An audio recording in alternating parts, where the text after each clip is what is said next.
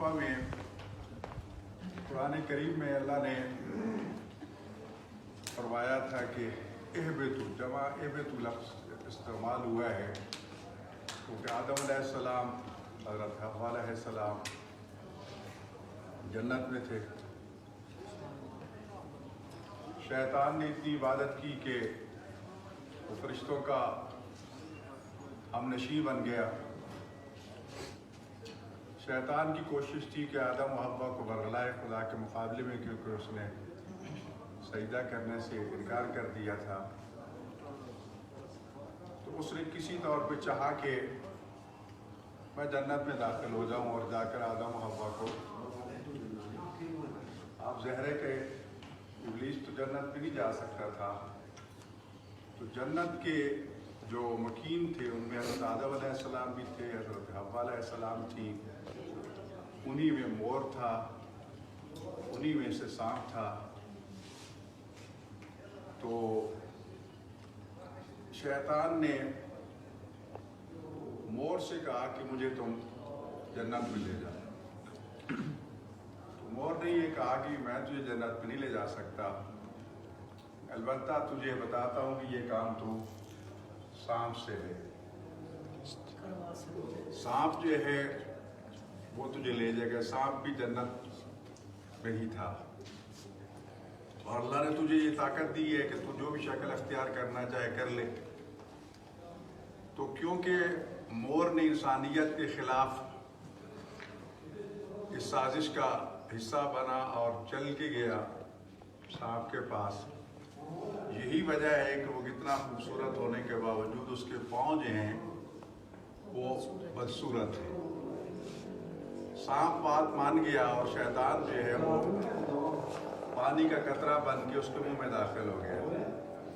यही वजह है कि सांप के पूरे बदन में जहर नहीं है, मुंह में जहर है। और तीसरा ये शैतान था जिसने इंसानियत के खिलाफ साजिश की और हज़रत आदम व हव्वा को शजरा के करीब जाने को कहा।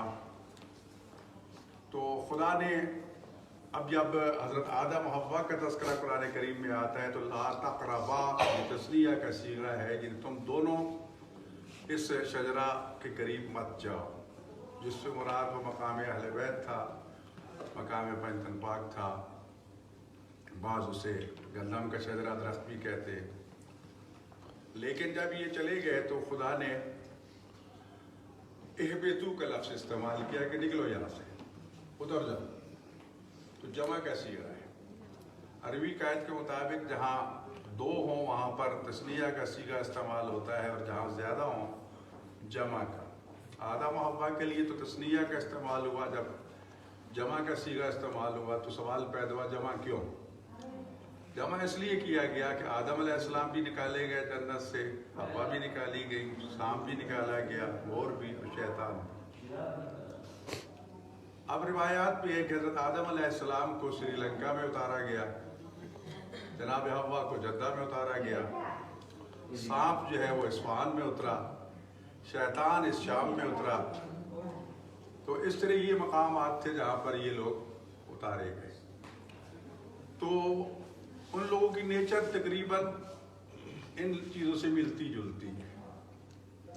जब हम हज़रत आदम का श्रीलंका का सुनते हैं और हज़रत हव्वा का जद्दा का तो परेशान हो जाते हैं। वो हज़ारों मील श्रीलंका कहाँ है और हज़रत आदम कहाँ हैं।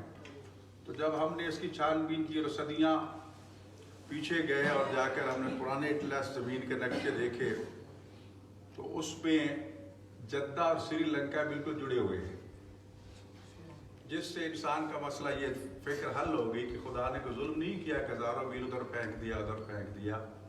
करीब ये बाद में उस्मान सुनामियाँ आई, तूफान आए, तैलाब आए, तो उससे ज़मीन भी क्योंकि जज़्ब बदर चलता रहता है, फैलते नक्शे बदलते रहते हैं, तो श्रीलंका आज इस मकाम पे आ पहुँचा। इसलिए कहते हैं कि श्रीलंका के लोगों की मोहब्बत जो है फितरी मोहब्बत है, जद्दा वालों की मादरी मोहब्बत है। शाम वालों की शैतानत जो है वो आज तक नहीं गई। इस्फहान वालों के बारे में है कि वो खूबसूरत तो सांप की तरह है लेकिन डसने से बाज नहीं आते। ये एक नेचर है। ये दमिश्क जो है ये उन पुराने शहरों में से है जो नमरूद ने जन्नत बनाई थी। नमरूद ने खुदाई का दावा किया और अल्लाह के अंबिया ने बताया कि जन्नत ऐसे ऐसे ऐसे ऐसे है, तो उसने कहा ऐसी कोई बात नहीं, मैं खुद बनाता हूँ। तो 300 साल लगी और पति कितने लाख मजदूरों ने दिन रात काम किया और यहाँ पर उसने वो जन्नत तामीर की। खुदा की कुदरत जो है वो बचाना चाहे तो दुनिया लाख बुरा चाहे कुछ नहीं कर सकती, मारना चाहे तो क्या नाम है, ये शद्दाद वो था कि इसकी माँ जो है वो हामला थी और वो कश्ती में सफ़र कर रही थी। कश्ती में दौरान सफ़र तूफान आ गया, कश्ती टूट गई। एक तख्ते पे इसकी माँ अकेली, सारा बेड़ा जो है वो गर्क हो गया। तो उस तख्ते पे उसने इस नमरूद को जला, शद्दाद को। अब उसके बाद उसकी माँ भी मर गई, अकेला शद्दाद जैसे एक तख्ते पे, समंदर की लहरें। अब बचाने वाले खुदा ने हवाओं को हुक्म दिया, लहरों को इसको किनारे पे पहुंचाओ। जिब्रील से जब पूछा गया अज़राइल से कि कभी तुझे भी किसी पे तरस आया है? कहा मौला मुझे तरस क्या आना, तेरा हुक्म होता है मैं जाके जान निकाल लेता हूँ, लेकिन मुझे एक बच्चे पे बड़ा तरस आया था कि जो समंदर की लहरों में पैदा हुआ और उसके बाद पैदा होती उसकी माँ मर गई और वो तन तनहा एक तख्ते पर था। उसकी उस हालत में मुझे बड़ा तरस आया। खैर वो हवाओं ने सहल पे पहुंचा दिया, वहाँ कोई माहीगीर था, उसने उसको साथ लिया, उसको पाला पोसा, वो बड़ा हुआ और उसने खुदाई का दावा कर दिया। तो अल्लाह ने इज़राइल से पूछा तुम जानते हो कि उसके बाद वो क्या हुआ? कहा नहीं परवरदिगार तू बता। कहा कि हमने उसको लहरों के साथ सहल पे पहुंचा दिया, साहिल से माहीगीर ले गया, उसको पाला पोसा। वो इतना ताकतवर हुआ कि उसने हमारे मुकाबले में खुदाई का दावा कर दिया। मेरे अंबिया ने जाके डराया लेकिन वो ना डरा, उसने कहा जन्नत, उसने कहा ये जन्नत मैं खुद बना लेता हूँ। तो उसने ये इस इलाके में या यही दमिश्क या इस इलाके में, यही इलाका यही है, तफसीर कुरान में मौजूद है कि 300 साल में वो जन्नत बनाई। कई लाख मजदूर लगे, दुनिया जहाँ की हीरे जवाहरात मोती इकट्ठे करके जब तैयार होगी जन्नत के जनाब रेडी है, तो शद्दाद साहब घोड़े पे सवार होके उसकी ओपनिंग के लिए, उसके इफ्तिताह के लिए जब पहुँचे, अभी दरवाजे के करीब भी पहुँचे थे कि इज़राइल आ गए। कहा कि जानता है मुझे कौन हूँ? अल्लाह का फरिश्ता हूँ, मुझे हुक्म है कि तेरा एक पाँव रकाब में रहे और एक पाँव रकाब से बाहर, और इस हालत में तेरी जान निकाल दूँ। मिन्नत समाजत करने लगा कि मुझे मेरी बनाई जन्नत तो देखने दे। क्या तुझे नहीं पता काफिरों पर जन्नत हराम है? जी, नतीजा ये है कि उसी हालत में उसकी रूह कब्ज हुई। तो दोनों पहलुओं में हमारे लिए पैगाम है, बचाना चाहे तो बचाया कहाँ, मारना चाहे तो खुदाई का दावा करके मुकाबले में बैठा है। तो ये शाम का इलाका इस हवाले से। तो ये क्योंकि हज़रत आदम अलैहिस्सलाम को ज़मीन में खलीफा बना के भेजा गया पूरी ज़मीन के लिए, पूरी दुनिया में उन्होंने चक्कर लगाया गए, तो सबसे पहला इंसानियत का कत्ल जो है वो इस जगह पे हुआ। यानी दुनिया का सबसे पहला शहीद ये शहीद है हज़रत हाबील अलैहिस्सलाम। काबील, दोनों भाइयों ने कुर्बानी दी, हाबील की कुर्बानी कबूल हो गई और काबील की कुर्बानी कबूल ना हुई अल्लाह के यहाँ। इस हसद में काबील ने हाबील को कत्ल कर दिया। यानी ये सरजमीन शाम जो है सबसे पहले इंसानियत का खून यहाँ बहा। कुरान में ये वाक़या नकल किया गया कि जब उसने अपने भाई को कत्ल कर दिया तो अब उसकी लाश उठाए कर रहा है, करे तो करे क्या? शर्मिंदा भी है, मायूस भी है, परेशान भी है, ज़हर कत्ल हो चुका है। तो उस वक्त खुदा ने उसकी रहनुमाई की और कव्वे को भेजा। कव्वे ने ज़मीन खोद के अपने दूसरे मुर्दा कव्वे को वहाँ दफन किया। ये गोया के पैगाम दिया अल्लाह ने काबील को कि जिस तरह ये कौवा जो है ये अपने भाई की लाश को दफन कर रहा है, तू भी इसी तरह कब्र बना के अपने भाई को दफन कर। तो यहाँ फिर काबील ने कहा मैं तो कव्वे से भी गया गुजरा हूँ। تو تب یہاں اس نے قبر بنائی اور قبر بنا کے حضرت حابیل کو یہاں دفن کیا. تو یہ سب سے پہلی خبر ہے انسان کی کہ جو یہاں دفن ہوئے. حضرت آدم علیہ السلام کی رحلت مکہ مکرمہ میں ہوئی. طوفان نوح علیہ السلام تک آدم علیہ السلام جو ہیں وہ مکہ میں رہے. جب نوح علیہ السلام کا طوفان آیا تو حضرت نوح بھی کیونکہ کوفہ کے رہنے والے تھے, کوفہ سے طوفان اٹھا, مسجد کوفہ سے. تو جب یہاں پہنچے تو خدا کا حکم ہوا کہ آدم کا تابوت نکال لو اور اس کو ساتھ نجف لے جاؤ, کوفہ لے جاؤ. تو نوح علیہ السلام حضرت آدم کا تابوت نکالا, کشتی میں رکھ لیا, اور اس وقت حضرت آدم علیہ السلام, حضرت نوح علیہ السلام اور مولا علی علیہ السلام تینوں ایک ہی ذریعے میں ہیں. نجف میں جو مولا علی کے ذریعے ہے ان کے ایک طرف حضرت آدم علیہ السلام دفن ہے, ایک طرف حضرت نوح علیہ السلام دفن ہے. جب آپ زیارت پڑھتے ہیں تو اللہ ذجیع کے دو لفظ کے جو آپ کے دونوں پہلوؤں میں سوئے ہوئے ہیں ان پہ بھی ہمارا سلام. مولانا صاحب آپ سوری آپ کی بات کاٹی, یہ دونوں بھائیوں کی آپس میں جنگ جو ہے کیوں ہوئی تھی؟ بتایا نا کہ اللہ نے قربانی کا حکم دیا, دونوں نے قربانی کی, اور اس کی علامت یہ تھی کہ قربانی قبول کس کی ہوتی ہے, کس کی قبول نہیں ہوتی, کیونکہ اللہ نہ ہماری قربانیوں کا محتاج ہے نہ ہماری عبادتوں کا محتاج ہے, وہ نیت دیکھنا چاہتا ہے. تو قابیل کے دل میں یہ تفاخر آیا کہ میری قربانی یہ ہے وہ ہے, لیکن اللہ نے اس کی قربانی کو قبول نہ کیا, اور اس کے مقابلے میں حابیل کی قربانی کو قبول کر لیا, جس سے حسد پیدا ہوا, دشمنی پیدا ہوئی کہ میری قربانی کی وہ قبول کیوں نہیں ہوئی. تو لہٰذا اس نے اس انتقام میں غصے میں آ کر بھائی کو قتل کر. قابیل کی کہاں ہے؟ قابیل کی قبر کوئی نشان نہیں ہے اس کا. تو یہ صورتحال, حابیل علیہ السلام یہاں دفن ہے, اور یہ علاقہ جس میں ہم اس وقت بیٹھے ہیں یہاں پر ایک خاص قبیلہ ان کا ہے, دروزی قبیلہ کہلاتا ہے. یہ جو آپ دیکھ رہے ہیں مونچھوں والے یہ سارے جتنے یہ سب دروزی ہے. دروزی جی ہاں, یہ ابھی جو نکلا ہے یہ خادم جو یہاں سے آ جا رہا ہے, یہ حضرت حابیل کے ہی ماننے والے ہیں, کہتے ہیں ہم ان کے پیروکار ہیں, یہ وہ سلسلہ ہے. تو یہ دروزی قبیلہ ہے جو یہاں اس کی دیکھ بھال کرتا ہے. ویسے تو حکومت کی نگرانی میں اور حکومت اس کی ساری مطلب ہے دیکھ بھال کرتی ہے, لیکن ان پہاڑوں میں جن میں آپ بیٹھے ہیں یہ جولان کی پہاڑیاں کہلاتی ہیں. ہمارے اس طرف لبنان ہے, اس طرف آگے بالکل اسرائیل یہاں سے نظر آتا ہے, اور یہ حساسیت کے اعتبار سے دنیا کے بہت ہی یعنی برننگ پوائنٹ میں سے ایک پوائنٹ ہے یہ, اس لیے کہ یہ بہت بلندی پر ہے, اور سیکورٹی اور آرمی کے نظر میں یہ بہت اہم پوائنٹ ہے. تو اسرائیل نے اس لیے اس پہ قبضہ کر رکھا ہے کچھ حصوں پہ.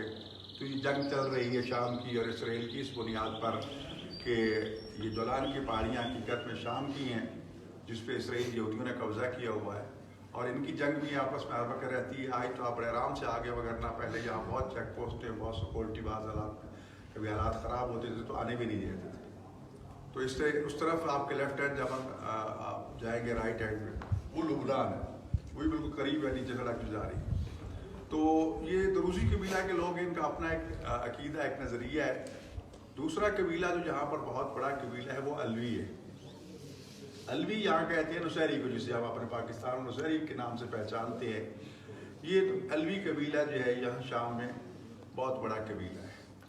تو اس قبیلے کو کیونکہ اکثریت ان کی وہی نصیری ٹائپ تھی, اور حافظ اسد بھی, اور یہ بشار الاسد اور موجودہ حکمران, یہ سارا خاندان بھی الوی تھا.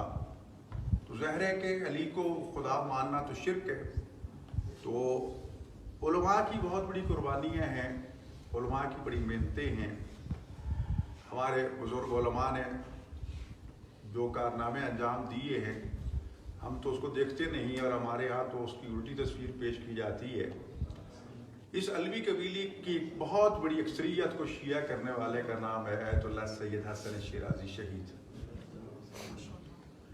یہ جو آپ ابھی شاید گئے ہوں گے کل, بی بی کا جو مین گیٹ ہے, میں تو ابھی حاضری نہیں دے سکا, رات ہی آیا ہوں. وہاں حوض علمیہ زینبیہ کے نام سے ایک مدرسہ ہے. وہ مدرسہ کیسے بنا؟ سید حسن شیرازی شہید کے بھتیجے نے, جو میرے کلاس فیلو ہیں, نجف میں ہیں, مجتہد ہیں, انہوں نے مجھے واقعہ سنایا کہ میرے چچا وہ صدام کے ظلم سے وہاں سے نکل کے یہاں آ گئے. تو دمشق تھا جناب زینب کے، یہاں تو کچھ بھی نہیں تھا، بستی تھی، ٹوٹی سڑکیں ہی نہیں تھیں یہاں پر. جب میں فرسٹ ٹائم 80s میں آیا یہاں پر تو کچھ بھی نہیں تھا جی، کوئی ہوٹل نہیں، کچھ بھی نہیں، کوئی سڑک نہیں ہے، بس ہوٹل ہے سارے دمشق میں ہے. تو اس کے بعد پھر آہستہ آہستہ جب ہلالی انقلاب آیا تو اس میں توجہ ہوئی. تو یہ جو اس میں رونق نظر آئی، آج آپ کو یہ امامے نظر آ رہے ہیں، یہ مولوی صاحبان نظر آ رہے ہیں، اس کے پیچھے ایک جذبہ ہے جو پیغام ہے ہمارے لیے. وہ ایسے کہ ان کے بقول کے میرا چچا اور ان کے ساتھ ایک اور مولوی صاحب تھے، دونوں زیارت کے لیے آئے بی بی کے. اب ہمارے یہاں پہچان ہے کہ جو کالا امامہ پہنتا ہے وہ سید ہے، جو سفید امامہ پہنتا ہے وہ غیر سید ہے. تو یہ ایک غیر سید ہے. یہ سید تو ٹیکسی میں بیٹھے تو ٹیکسی ڈرائیور کے ساتھ ایک اور بندہ فرنٹ سیٹ پہ بیٹھ گیا. اس نے پوچھ، اس سے کہتا جانتے یہ پیچھے لوگ کون بیٹھے ہیں؟ کہتے نہیں پتہ نہیں. کہتے جس نے تو یہ سفید امامہ پہنا یہ تو ہماری طرح کا ہے، اس لیے یہ کالا امامہ پہنا ہوا نا، یہ جو پراپوگنڈا شیعوں کے خلاف کیا جاتا ہے شام غریبہ کے حوالے سے، وہی بکواس اس نے کی کہ یہ شام غریبہ جو ہے 11 کی رات کو لائٹیں بند کر کے عورتیں مرد آپس میں نعوذ باللہ زنا کرتے ہیں، اس سے جو حملہ ہوتے ہیں وہ کالی پگڑی پہنتے ہیں. اب یہ لفظ جب کہے تو سید جلال آ گیا. اس نے پہلے تو اس کی وہی کلاس لی، اس کو تو جو کہا، پھر یہ خدا سے عہد کیا بر اللہ، میں اس وقت تک اس زمین سے نہیں جاؤں گا جب تک اہل شام کو کالے اور سفید امامے کی پہچان نہ کرواؤں. پھر اس سید حسن شیرازی شہید مرحوم نے سیاسی تعلقات قائم کرتے کرتے کرتے حافظ اسد تک جا پہنچا. اس کے بعد اس علوی قبیلے کے ساتھ مقابلہ کیا، مناظرے کیے کہ ہزاروں لوگوں کو شیعہ کیا، جن میں سے حافظ اسد سیاسی لیڈر تھا، کمیونسٹ حکومت ہے یہاں پر اب بھی. اس کا دوسرا بیٹا وہ شہید ہو گیا، اس کو اس نے شیعہ کر لیا، اور بڑے علماء شیعہ ہوئے، ناصری شیعہ ہوئے. نتیجہ یہ ہے کہ یہاں پر شیعت جو ہے وہ اس طرح بنا.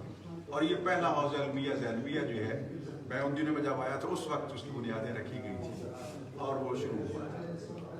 تو اس کے بعد الحمدللہ مدرسے بنے، حوزات علمیہ بنے.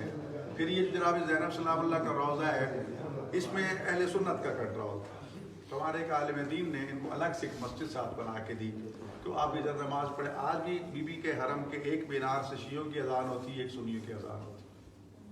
تو وہ ان کو مسجد دے دی تھی، اس لیے آج آپ آرام اور سکون کے ساتھ بی بی کے حرم میں جا کے عبادات کرتے ہیں، مگر نہ وہاں یہ مکس معاملہ تھا اور چلتا رہتا تھا. تو یہ بھی علماء کی ذمہ داری کہ ایک عالم نے وہاں مسجد بنا کے ان کو وہاں پر ان کی قبر بھی وہاں جناب زینب سلام اللہ کے روضہ میں.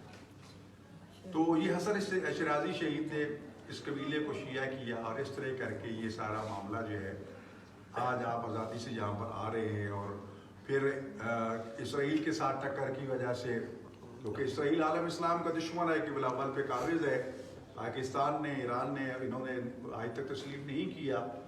تو ظاہر ہے کہ ایران اور اسرائیل کی دشمنی، ایران اور پاکستان کی دشمنی آج تک چل رہی ہے.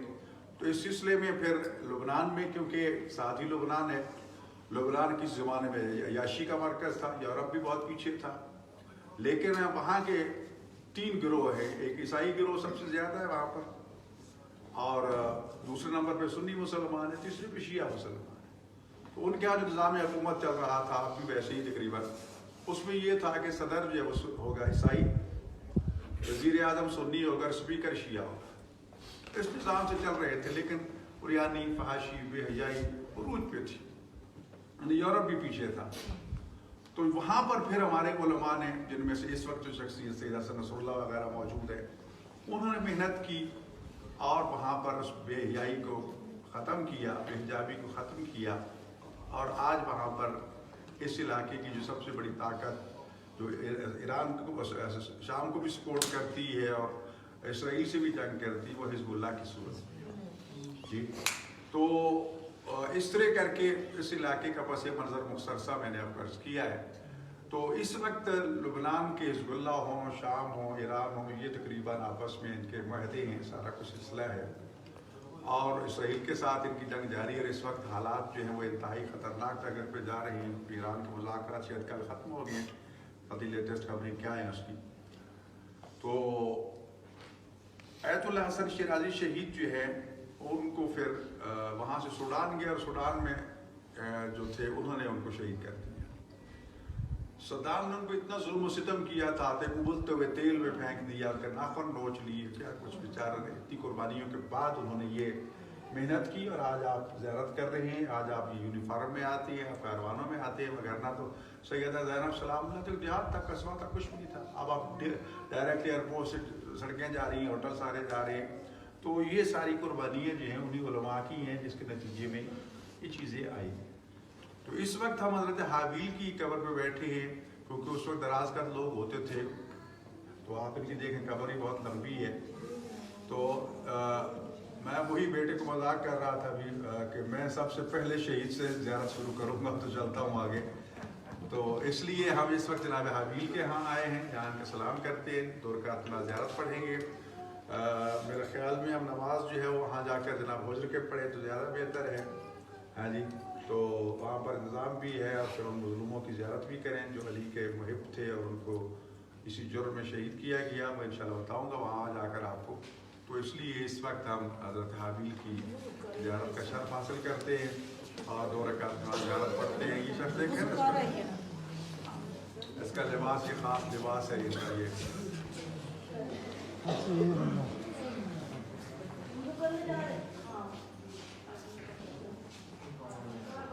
یہ